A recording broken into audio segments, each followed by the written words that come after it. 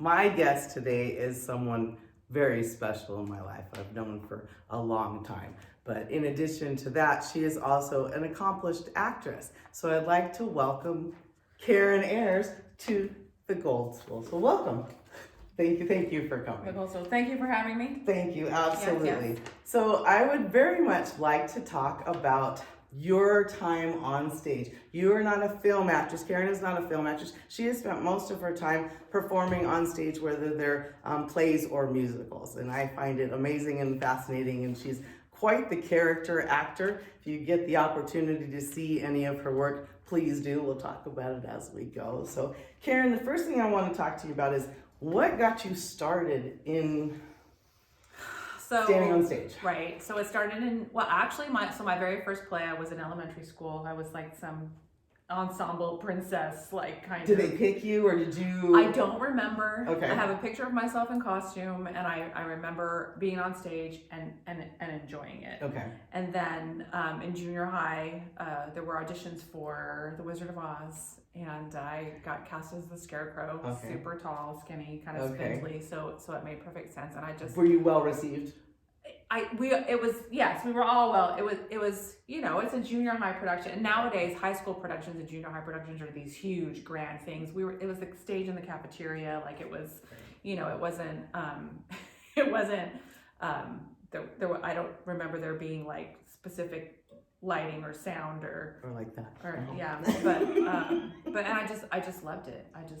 I could pretend to be somebody else, but in a safe way. It was recognition, but it wasn't like it was all good stuff. Right. Yeah. When was your first musical? Was that early on, or did it take a while for you to get to the musicals? So I did stuff in junior high, I did stuff in high school, I did stuff in college, and then name some of the plays for some of these guys so they know what type of theater you were doing. So well, in junior high it was The Wizard of Oz, right? In high school we did, the drama teacher wrote some stuff, but we did The Secret Life of Walter Mitty. We did a play called JB, which is basically about Job, and I played God, and somebody else played the devil, and we were just kind of watching this whole man's life take place and doing these things. And then in college I did, it was called to Gillian on her 37th birthday. Mm-hmm. And then I did Neil Simon's Come Blow Your Horn in a community theater out in Joshua Tree. And it's always been community theater. It's never been Neil Simon is wordy, isn't he?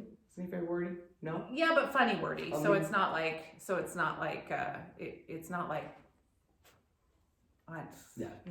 of those like super stuffy wordy guys. It's comedy wordy, so it's funny, and it's like so timing is important. And then I stepped off stage for over 20 years.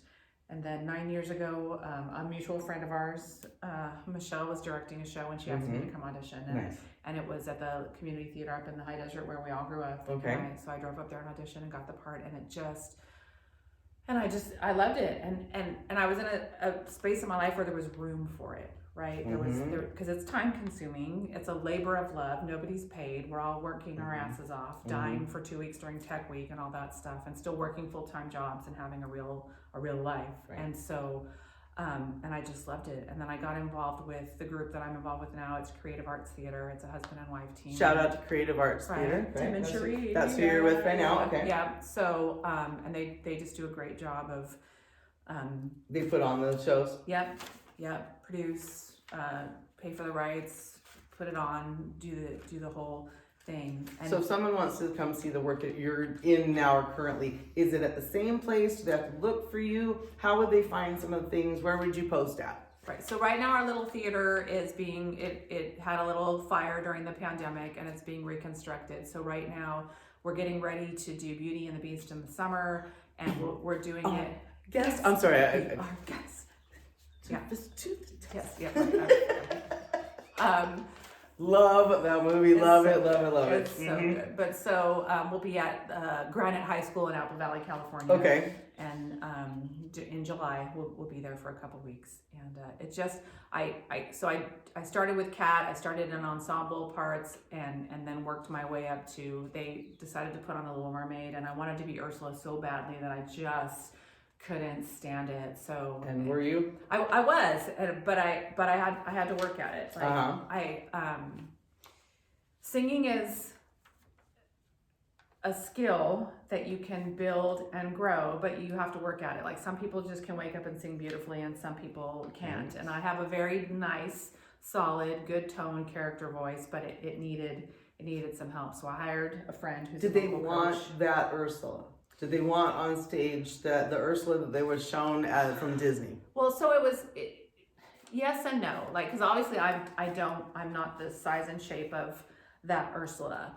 But what they wanted was a slightly more edgy kind of rock and roll Ursula, and that was And I there fit into that perfectly. So any advice to those that are out there for characters like that? Just still go be yourself. I mean, really. So if you're trying to get on stage, and this is someone who's been on stage a lot, and a lot of times other young actresses are like, well, how does she do it? She's a character actor. I'm not trying to be the star, but I want to be a working actress on stage. How do you get there? Do you present yourself as you? Do you try to be something else? So depending on who's, like, a lot of times when you're auditioning, they'll tell you what they're looking for, so you can kind of cater what you're singing. Like, pick a song in the same genre, right? Like, don't sing a song from the show. That's kind of taboo. Like, you shouldn't be singing the song that you're. Do you recommend vocal coaching? Do you recommend for those that are still trying to get into acting?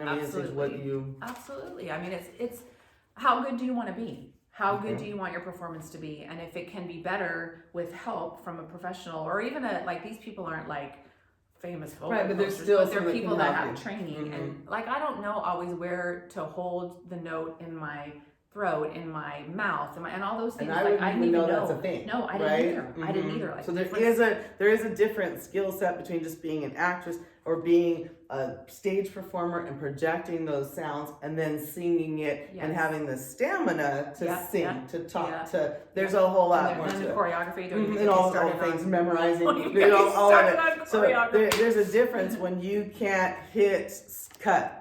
When you're not doing film work. And so that's why I am impressed with people that do live stage work, anyone, whether it's comedian, singer, because there is no safety net. You're there, you're out there. And if you mess it up, you better get yourself out of it. That's the excitement. I did that in my first show. I was in the complete wrong scene. Everyone else was in the right scene, and I was in the wrong scene, and we couldn't stop. No. So I had to, the next act, I had to go back and fix it, so we could move forward. The whole on the being able to and being special and being a person that's willing to stick out. Yeah. I think that's the other thing about being on stage. You want a personality up there. We all want to be able to see something up there, not some pretty like perfection. And I don't mean it that way of like Miss Universe walking across the stage is not what I want on stage. I want to feel. I want to hear you, engage, and that's a skill that is something. That's why I wanted to highlight it with you. I think it's amazing that because it's character after character, moving yourself in and out of, not just going, I'm this. It's acting. It's neat. And if you're ensemble, you play multiple characters. Absolutely. Right. So there are costume changes, there are accent changes, there are makeup changes, there are all kinds of it's such an art that not just the being on stage. So I think it's really awesome. Due to our time constraints today. Yes. And my love, and obviously I've mimicked this after the act behind the Actors Studio and James Lipton.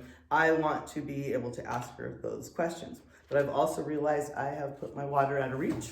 I'm going to step over because I cannot get through this much talking without. What do I always talk about in my show? All of them. Water, water, water. Please drink water, regardless of what I'm doing. If you come out to the desert, you drink water. Well, you go anywhere, you drink water. Well, on stage. On stage. Let's talk about it, because like I said, I just don't think there's highlighted enough of what it takes to be up there. Well, and you have to, if you're going to sing, you have to stay hydrated. If you're going to, like, it's like, this is it's not just an instrument. Put a light on me. Yeah, is what I keep trying to say. Instrument that has to be maintained and cared for properly, so it'll the work. Whole instrument. So you have the stamina, you have the endurance. Your brain can remember all of it. Well, you build up to it, right? Like, you start rehearsals and you rehearse twice a week, and then as you get closer, there are more rehearsals, and then the week or the 2 weeks before the show, you're there every day, and you're like, so you kind of build up into this position where you can where you can pull it off. Right.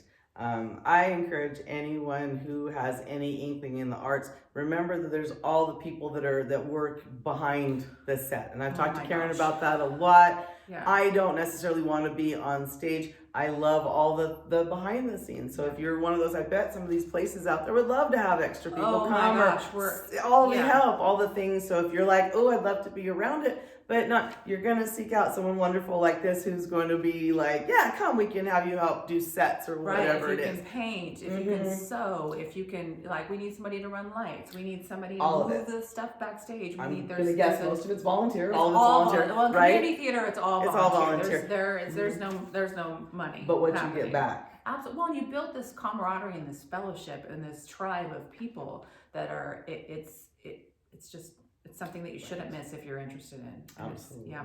So that's why I'm delighted to have her here. I'm glad that you made the time to come out to, and I want to shout out for that. For everyone that I'm always saying come out and visit, it is a lot. We appreciate it. It's a lot of effort, to very busy schedule to come from another state, get your flight, coming out, drive all the way out here and make the time to do this. So I am incredibly grateful and happy that she's here. So with that, I'm going to ask her the questions.